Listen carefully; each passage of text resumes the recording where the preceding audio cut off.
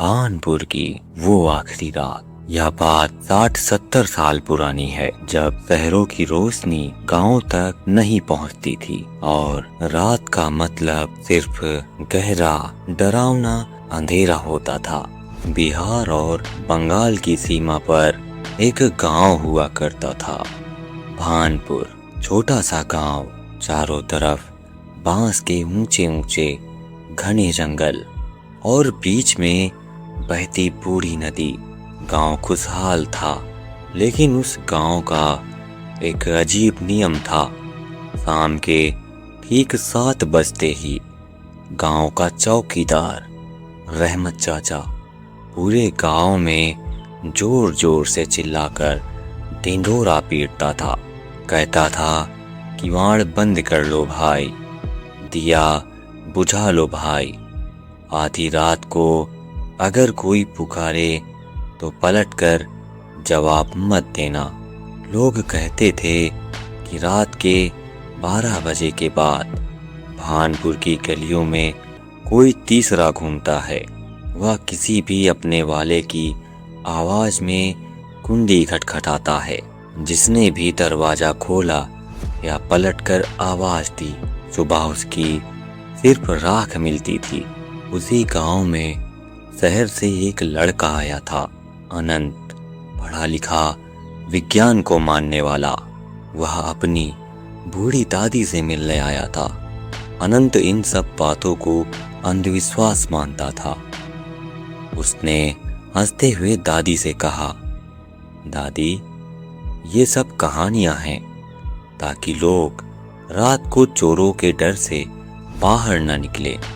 दादी ने उसका हाथ पकड़ा। उनकी आंखें डर से कांप रही थी। वो बोली, बेटा, यहाँ का सन्नाटा बोलता है, बस उसकी बात मत सुनना। रात के ठीक 12 बजे पूरा गांव कब्रिस्तान की तरह खामोश था। आसमान में चांद तो था, लेकिन बांस के जंगलों की वजह से उसकी रोशनी जमीन तक कटी कटी आ रही थी। अनंत अपने कमरे में लेटा था। उसे नींद नहीं आ रही थी। अचानक सन्नाटे को चीरती हुई एक आवाज आई, अनंत, ओ अनंत, बाहर आ बेटा, बहुत ठंड है। अनंत के कान खड़े हो गए। वह आवाज हूबहू उसकी माँ की थी, जो शहर में थी। अनंत का दिल तेजी से धड़कने लगा। तर्क कह रहा था कि माँ यहाँ कैसे आ सकती है, लेकिन ममता का खिंचाव ऐसा था कि उसके पैर अपने आप दरवाजे की तरफ बढ़ गए। जैसे ही उसने दरवाजे के सांकल पर हाथ रखा, उसे रहमत चाचा की बात याद आई। पलटकर जवाब मत देना, उसने हिम्मत जुटाई।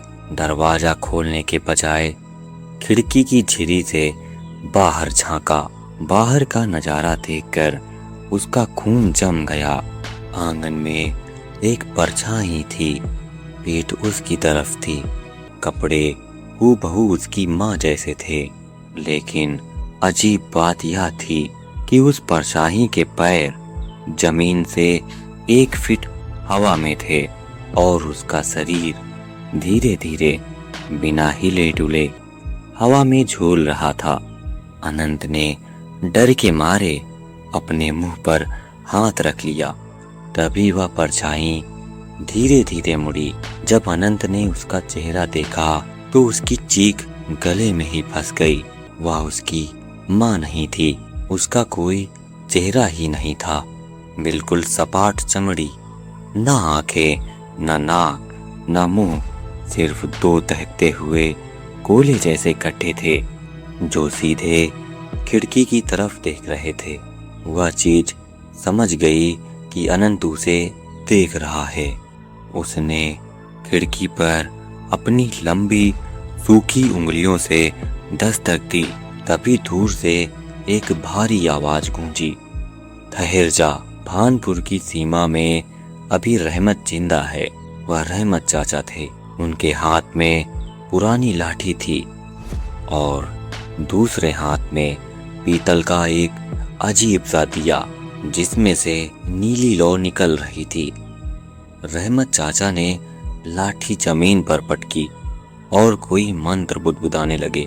वह बिना चेहरे वाली चीज रहमत चाचा को देखकर अजीब तरह से सरसराती हुई बांस के जंगलों की तरफ भाग गई। अनंत ने तुरंत दरवाजा खोला। वह थर थर कांप रहा था। उसने रहमत चाचा के पैर पकड़ लिए। चाचा, वह क्या था? वह मेरी माँ की आवाज में बोल रहा था। रहमत चाचा ने उसे उठाया। उनकी आंखें गंभीर थी। उन्होंने कहा, बेटा, यह कोई भूत प्रेत नहीं है, यह इस गांव का एक पुराना अभिशाप है। आज से 100 साल पहले इस गांव के लोगों ने मिलकर एक तांत्रिक को जिंदा दफन कर दिया था। मरते वक्त उसने श्राप दिया था कि वह हर रात गांव के एक इंसान को उसकी सबसे प्यारी आवाज में बुलाएगा और पूरा गांव एक दिन खाली हो जाएगा। अनंत ने पूछा, तो आप उसे रोकते क्यों नहीं? आप तो उसे भगा रहे थे। रहमत चाचा अजीब तरह से मुस्कुराए और बोले, मैं सिर्फ उसे डरा सकता हूँ बेटा, मिटा नहीं सकता। मेरा काम बस इस गांव को सुबह तक बचाए रखना है। रहमत चाचा ने अनंत को अंदर जाने को कहा और खुद अंधेरी गली में आगे बढ़ गए। सुबह हुई। सूरज की रोशनी देखकर अनंत की जान में जान आई। वह तुरंत अपनी दादी के पास गया और बोला, दादी, कल रात रहमत चाचा ने मेरी जान बचाई। अगर वो उस तांत्रिक के साये को न भगाते तो आज मैं जिंदा नहीं होता। हमें रहमत चाचा का शुक्रिया अदा करना चाहिए। दादी ने जैसे ही रहमत चाचा का नाम सुना, उनके हाथों से चाय का कुल्हड़ छूटकर गिर गया। वह पत्थर जैसी हो गई। अनंत ने पूछा, क्या हुआ दादी? दादी ने कांपते होंठों से कहा, अनंत, रहमत चाचा तो आज से 10 साल पहले ही मर चुके हैं, जब वो इस गांव के आखिरी चौकीदार थे। उसी बिना चेहरे वाली चीज ने उनकी बेटी की आवाज में उन्हें बुलाया था और उन्होंने दरवाजा खोल दिया था। तब से इस गांव में कोई चौकीदार नहीं है। अनंत के पैरों तले जमीन खिसक गई। अगर रहमत चाचा 10 साल पहले मर चुके थे तो कल रात लाठी लेकर कौन घूम रहा था और उसने उस साये को क्यों भगाया? दौड़ता हुआ अनंत गांव के चौराहे पर गया। वहां गांव के कुछ बुजुर्ग बैठे हुए हुक्का पी रहे थे। अनंत ने हांफते हुए पूछा, रहमत चाचा की मौत कैसे हुई थी? एक बुजुर्ग ने हुक्के का धुआं छोड़ते हुए कहा, बेटा, रहमत चाचा को उस रात तांत्रिक की रूह ने नहीं मारा था, बल्कि तांत्रिक ने रहमत चाचा के शरीर को अपना अगला घर बना लिया था, ताकि गांव का कोई और इंसान डर के मारे गांव छोड़कर न भागे। वह साया किसी और को नहीं मारता, वह सिर्फ तांत्रिक के लिए शिकार ढूंढता है। कल रात उसने तुम्हें छोड़ दिया क्योंकि तुम्हारी दादी का वक्त अभी बाकी है। तभी अनंत ने पीछे मुड़कर देखा। दोपहर की तेज धूप में दूर एक पेड़ की छांव में रहमत चाचा खड़े थे।